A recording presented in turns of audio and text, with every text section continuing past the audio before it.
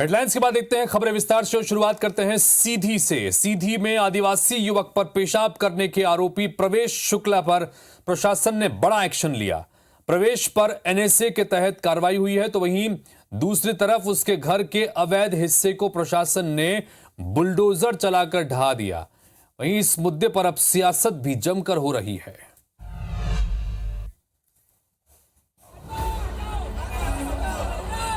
सीधी में हुए पेशाब कांड को लेकर बीजेपी को चौतरफा विरोध का सामना करना पड़ रहा है। कांग्रेस के साथ ही आम आदमी पार्टी, भीम आर्मी और जैश जैसे संगठन भी इस मुद्दे पर बीजेपी को जमकर घेर रहे हैं। सीधी के साथ ही खरगोन और कटनी में विपक्षी दलों के कार्यकर्ताओं ने आरोपी प्रवेश शुक्ला का पुतला फूंककर विरोध प्रदर्शन किया। पेशाब कांड के आरोपी कथित बीजेपी नेता प्रवेश शुक्ला पर प्रशासन का डंडा चलना भी शुरू हो गया है। पुलिस ने देर रात आरोपी प्रवेश को गिरफ्तार कर सलाखों के पीछे भेज दिया, तो दूसरी तरफ प्रशासन ने बुलडोजर चलाकर प्रवेश के घर के अवैध हिस्से को ढहा दिया।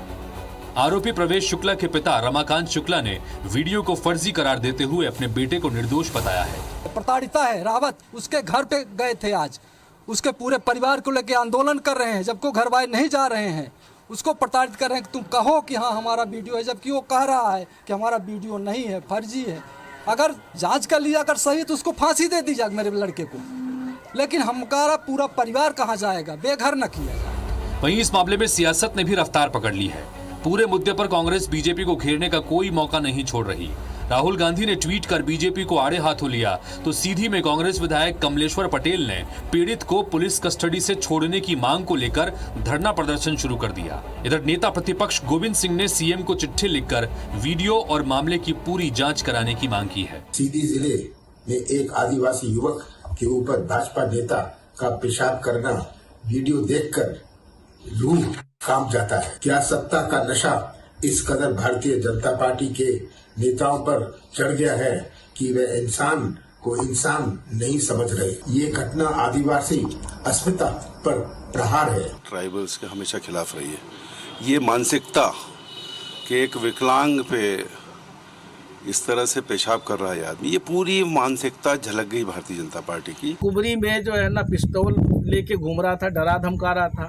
कई केस पहले से रजिस्टर्ड है उसके खिलाफ, उसके बाद भी उसके साथ गलवहियाँ कर रहे हैं वो, क्योंकि सरकार का नुमाइंदा है, क्योंकि उसकी पार्टी की सरकार है, तो कुछ भी करने के लिए कोई छूट नहीं देता। कांग्रेस पार्टी तो कतई छूट नहीं देती। विपक्ष की भूमिका का निर्वहन करेंगे, लड़ेंगे। सीधी कलेक्टर ने जहां आरोपी प्रवेश शुक्ला पर एनएसए की कार्रवाई कर उसे जेल भेज दिया है, वहीं बीजेपी ने मामले की जांच के लिए 4 सदस्यीय कमेटी का गठन कर दिया है। पार्टी नेता भी आरोपी पर कड़ी कार्रवाई की हिमायत कर रहे हैं। हमने एक 4 लोगों की समिति बनाई है। रामलाल रौतेल जी हमारे वरिष्ठ नेता हैं, उनको मंत्रिमंडल में, निगम मंडल के वो हमारे अध्यक्ष हैं, कैबिनेट के मंत्री का उनको दर्जा है। उनके नेतृत्व में 4 लोग सीधी की घटना पर जाकर के सारी चीजों को गंभीरता के साथ उस घटना की जांच करेंगे और संगठन को तत्काल इसकी रिपोर्ट प्रस्तुत करेंगे। घटना दुर्भाग्यजनक है और निंदनीय घटना है, और जिस तरह से सरकार के स्तर पर जितनी सख्त कार्रवाई हुई है वो सारी कार्रवाई सरकार की तरफ से सख्त हुई है, और कोई विषय होगा तो उसको अध्यक्ष जी, मुख्यमंत्री जी देखेंगे। ये बहुत घिनौना हरकत।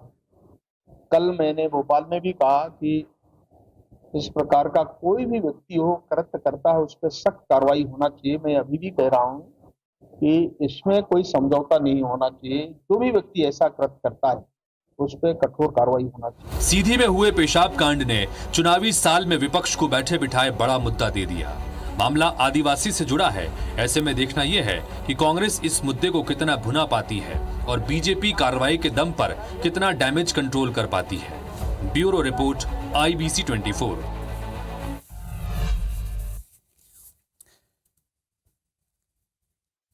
इधर एक बार फिर से मध्य प्रदेश के चुनावी संग्राम में महाकौशल और विंध्य की 68 विधानसभा सीटें सियासत की धुरी बनी हुई हैं। प्रदेश में बीजेपी और कांग्रेस केंद्रीय नेतृत्व के भरोसे विधानसभा चुनाव जीतने की तैयारी में है। इस पर यह रिपोर्ट देखिए।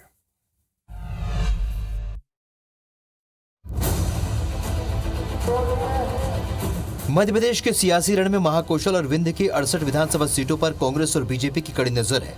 प्रदेश के आदिवासी अंचल से आने वाली इन सीटों को साधने 1 जुलाई को पीएम नरेंद्र मोदी ने जोर लगाया था। पीएम का शहडोल दौरा महाकौशल में प्रियंका गांधी के दौरे का जवाब माना जा रहा था, लेकिन अब कांग्रेस अपनी काउंटर स्ट्रेटेजी के तहत यहां राहुल गांधी का दौरा कराने जा रही है। शहडोल में पीएम मोदी के दौरे का जवाब देने राहुल गांधी सामने आ रहे हैं। तैयारियों के मुताबिक अगस्त महीने के पहले हफ्ते में राहुल गांधी शहडोल आकर एक विशाल आम सभा करेंगे और आदिवासियों के हक में कांग्रेस का पूरा एजेंडा सामने रखेंगे, जिसे कांग्रेस जीत की गारंटी बता रही है। वहीं बीजेपी का कहना है कि महाकौशल विंध्य में राहुल और प्रियंका के दौरों का कोई असर नहीं होगा। राहुल जी का दौरा जबरदस्त होगा। पिछले चुनाव के पहले जब जबलपुर आए थे तो आपने रोड शो देखा था। अब जहाँ जहाँ राहुल जी जाएंगे या मल्लिकार्जुन खड़गे जी जाएंगे वहाँ उत्साह मिल रहा है। कोई अंतर नहीं पड़ेगा प्रियंका गांधी या ये सबका बहुत ज़्यादा। इधर बीजेपी भी दोनों के दौरे से होने वाले संभावित सियासी नफा नुकसान के आकलन में जुट गई है। सूत्रों के मुताबिक भाजपा राहुल प्रियंका के दौरे वाली जगहों में बड़े केंद्रीय नेताओं के दौरे तय कर रही है। हालांकि बीजेपी ने अभी अपनी पूरी रणनीति का खुलासा नहीं किया है। मैं समझता हूं कि भारतीय जनता पार्टी एक वैचारिक कार्यकर्ता आधारित संगठन है और राष्ट्र और प्रदेश के हित में काम करने वाला, विकास को गति देने वाला, सुशासन और सामाजिक कल्याण की नीतियों को चलाने वाला है। जब जनता हमारे साथ है तो डैमेज कौन किसको कर रहा है, पहले तो अपने आंतरिक डैमेज को संभाल लें। और भाजपा के नेताओं को जनता में कहीं कोई समर्थन नहीं दिख रहा है, इसलिए बौखलाहट में हमारे नेताओं के पीछे पीछे दौड़ रहे हैं, लेकिन जनता सब समझती है भाजपा की इस तरह के कामों का कोई असर नहीं पड़ेगा। बहरहाल दोनों ही दल मध्य प्रदेश में केंद्रीय नेताओं के सहारे हैं और अपनी अपनी जीत के दावे कर रहे हैं, लेकिन इनके दावे कितने खरे उतरते हैं ये विधानसभा चुनाव के आने वाले नतीजे बताएंगे। विजेंद्र पांडे, IBC 24, जबलपुर। तो बलरामपुर जिला मुख्यालय में इंटर स्टेट मीटिंग का आयोजन किया गया। पुलिस और राजस्व विभाग के अधिकारियों की मीटिंग थी। इस मीटिंग में सरगुजा पलामू के IG के अलावा झारखंड, उत्तर प्रदेश, मध्य प्रदेश के सीमावर्ती जिलों के SP, कलेक्टर शामिल हुए। जशपुर, अंबिकापुर, सूरजपुर के SP कलेक्टर भी इंटर स्टेट मीटिंग में सम्मिलित हुए। मीटिंग में आगामी विधानसभा चुनाव को लेकर कई गोपनीय मुद्दों पर चर्चा हुई और सूचनाओं का आदान प्रदान किया गया। आगामी विधानसभा चुनाव शांतिपूर्ण हो सके, इसके मद्देनजर नक्सल प्रभावित क्षेत्रों में भी आपसी समन्वय से शांतिपूर्ण चुनाव सहयोग कराने पर सहमति जाहिर की गई है। आगामी विधानसभा चुनाव के मद्देनज़र यह बॉर्डर मीटिंग आयोजित की गई थी, जिसमें कि चुनाव को सही तरीके से कराने के उद्देश्य से जो भी बॉर्डर में सहयोग और समन्वय रहना चाहिए उसके संबंध में चर्चा की गई। धन्यवाद देना चाहूँगा DC श्री इक्का साहब को, SP श्री उमेश सिंह को कि हमें इनवाइट किया एंड वो हमसे जो कोऑपरेशन सीख कर रहे हैं वो मैं उनको शेयर करूँगा और प्रोवाइड करूँगा। फिर मध्य प्रदेश में सत्ता का रास्ता तलाश रही कांग्रेस ने अब सूबे के छोटे दल और निर्दलीय प्रत्याशियों को अपने पाले में लाने की कवायद शुरू कर दी है।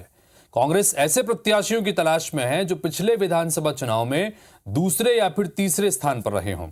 पार्टी की कोशिश है कि ऐसे नेताओं को अपने पाले में करके वोट कटने की गुंजाइश को कम किया जा सके।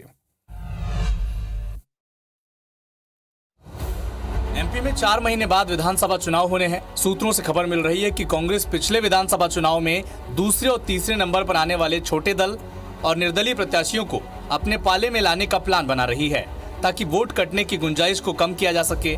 कांग्रेस के वरिष्ठ नेताओं ने ऐसे नेताओं का फीडबैक लेना भी शुरू कर दिया है। भारतीय जनता पार्टी की सरकार से पीड़ित वो लोग भी हैं, वो राजनीतिक दल भी हैं और सब एक मंशा के साथ काम करने के लिए हमारे कार्यालय में उपस्थित हो रहे हैं। तो कांग्रेस की इस एक्सरसाइज पर बीजेपी के नेताओं का कहना है कि कांग्रेस जितनी चाहे जोर लगा ले वो सत्ता की सीढ़ियां नहीं चढ़ पाएगी। अपनी पार्टी में गुटबाजी जोरों पर है, वो दूसरे दलों के नेताओं को क्या संभाल पाएंगे और क्या उनको ले पाएंगे, कोई इनके झांसे में नहीं आने वाला है। बता दें कि पिछले विधानसभा चुनाव में सपा और निर्दलियों के वोटों को अगर मिला दे तो उन्हें 27 लाख से अधिक वोट मिले थे और कांग्रेस की इन्हीं वोटों पर नजर है। अब देखना है कि कांग्रेस अपने इस मिशन में कितनी कामयाब हो पाती है।